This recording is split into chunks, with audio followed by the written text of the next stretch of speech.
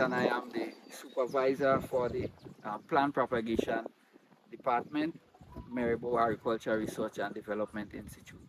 So today we have the installation of a IRRIGOPTIMAL system, and what it does, it uses some parameters really to detect the soil moisture, the humidity, the general weather parameters that will affect our irrigation process. So how much water and how frequently we would irrigate when there is inconsistent rainfall or shortage of water. This will guide the process for our crop development in terms of the irrigation practices, in terms of making sure that we have standardized and stable soil moisture that will affect the crop.